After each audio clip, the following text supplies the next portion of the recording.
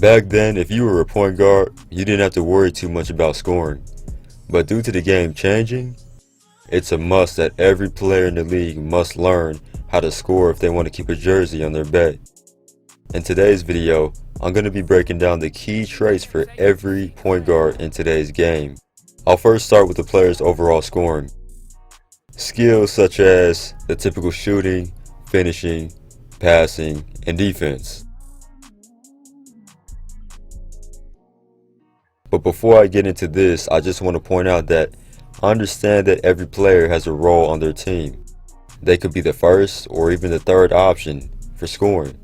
So for an example, if you're the third option for your team, that means you won't be the primary scorer, obviously, and that's okay. But when you get the ball, be sure to move the ball around effectively, but also stay aggressive. You're on the team for a reason. Don't just pass the ball. Go get you a bucket. If you look at pretty much the most talented point guards in the league today, they have the ability to really score the rock. They have a handle to create space, nice shooting touch, they have a good overall IQ of the game, of when to pass the ball and when they should attack.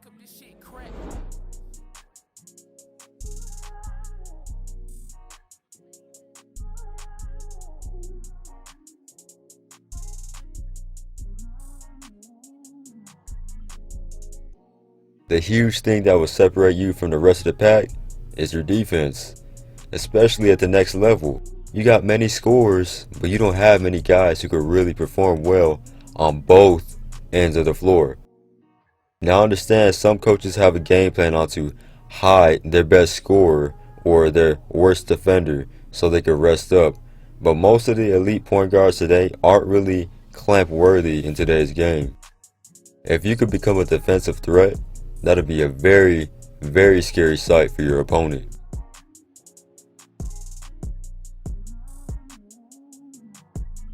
Now I'll get into other skills that make an elite point guard. Number 1, understanding your player's tendencies.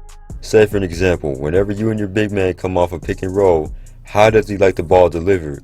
Does he like an overhead pass or does he like a bounce pass more? For shooters, do they like to catch it near their waist or do they like to catch the ball above their upper chest area? You see, it may sound dumb, but having the knowledge of these things will help not only your team gain a potential bucket, but you put your teammate in a better position to score the basketball. The second one is going to be setting the tone. Your teammate scores the ball, give him or her a high five and pump them up a bit. Let them see and feel that energy that you're bringing to the floor to get them even more motivated.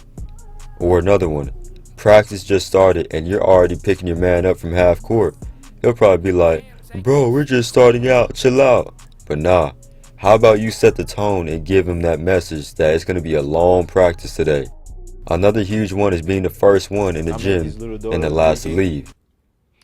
And I was there, I've never told nobody this, I told all my family, I was there 3 hours before him. 3 hours? 3 hours. Before him? Before. What did he think of that? He didn't know I was 3 hours before him. So when the workout was done, I told him, I beat you to the gym. He was like, haha, I don't think he got me. You understand what I was saying? You guys may not know this, but people are watching you.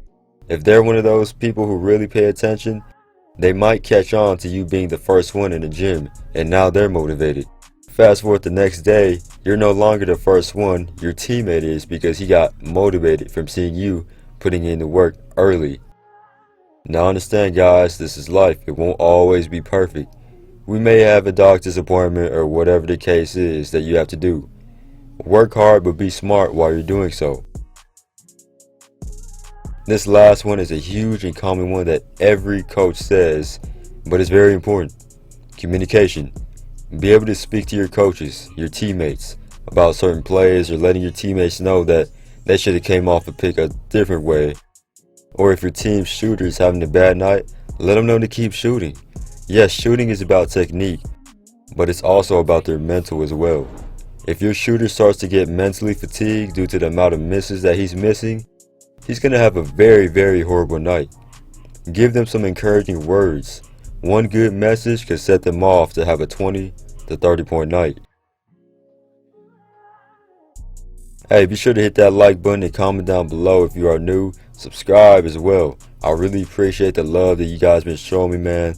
Let's continue to keep it rolling. If you feel like I missed anything, hey, feel free to drop a comment down below. It's your boy JP. Till next time.